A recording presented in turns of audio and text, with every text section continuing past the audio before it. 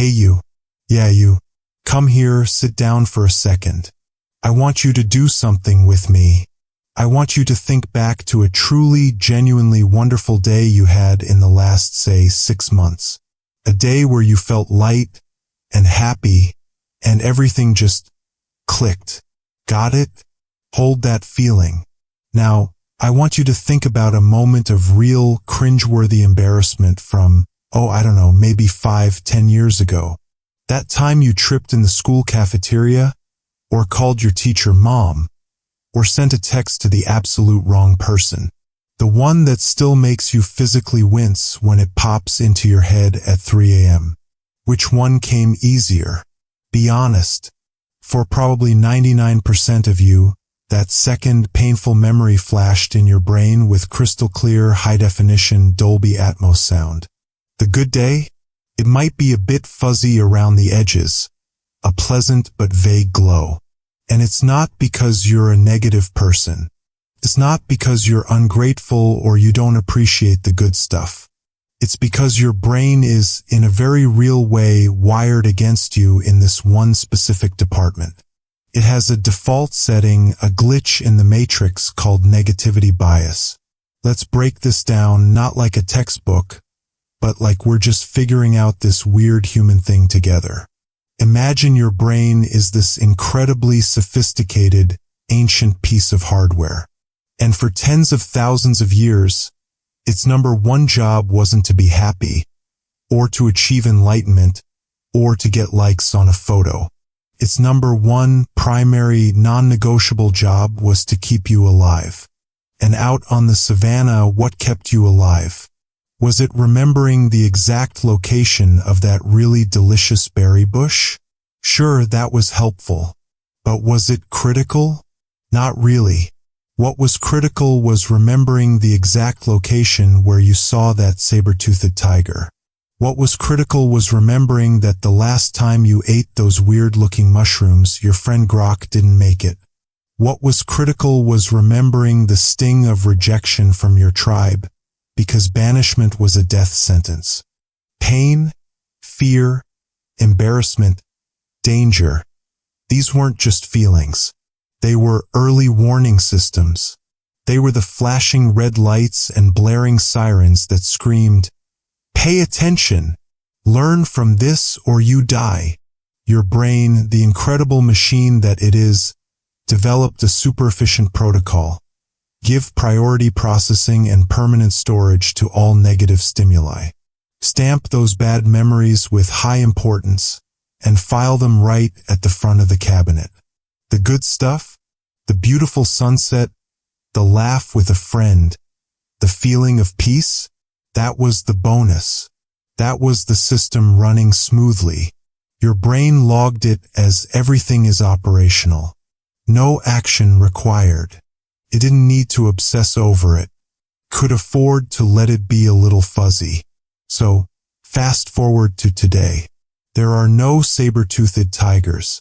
But our brain's operating system hasn't had a major update. That social embarrassment from 10 years ago?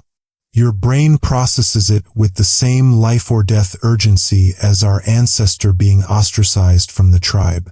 That one piece of critical feedback in a sea of praise during your performance review.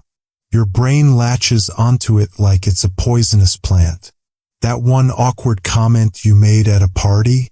It plays on a loop, while the 5 great conversations you had that night fade into the background. This is the tyranny of the negativity bias. It's why we can have a fantastic day. Great coffee, productive work, a lovely dinner with a loved one, and then one small thing goes wrong, like getting a flat tire or a rude comment online, and the entire day is ruined. The one negative event has more weight, more psychological mass, than the 10 positive ones that preceded it. It's not fair, but it's biology. And this is where it gets really insidious. This bias doesn't just color our past. It shapes our future. It makes us risk-averse.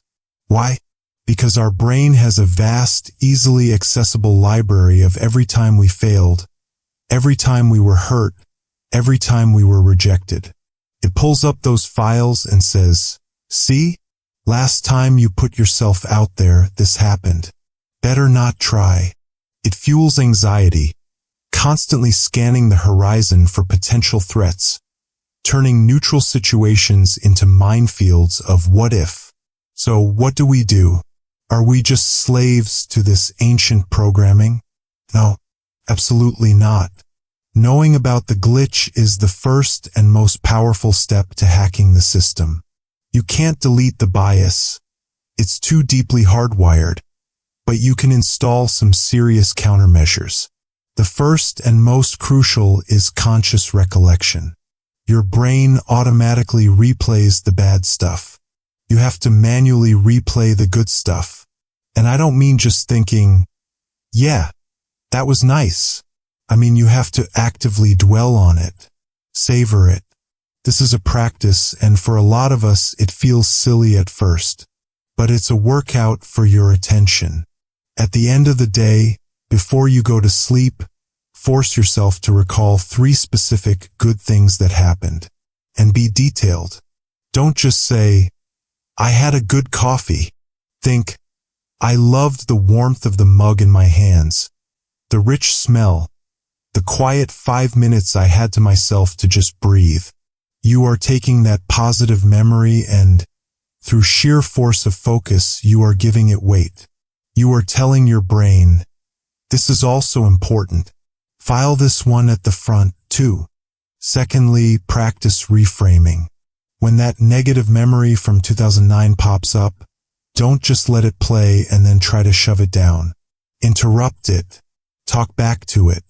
Say, "Okay, brain, I see you.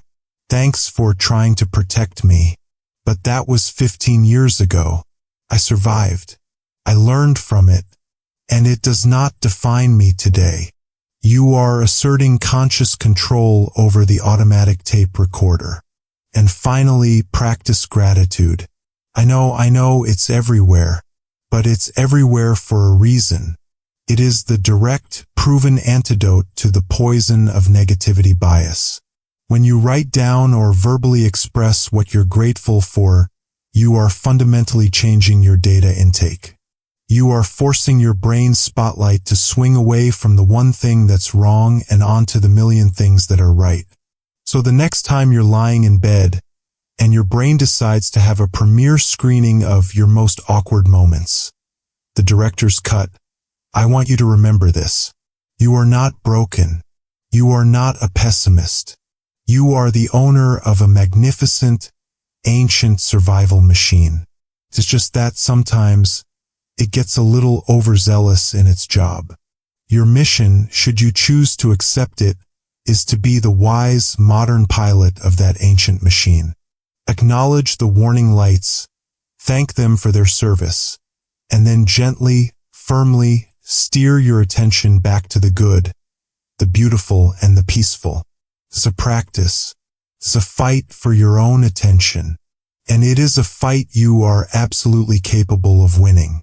Now, I want you to close this video, and I want you to go and find one tiny, beautiful, good thing, and just really look at it.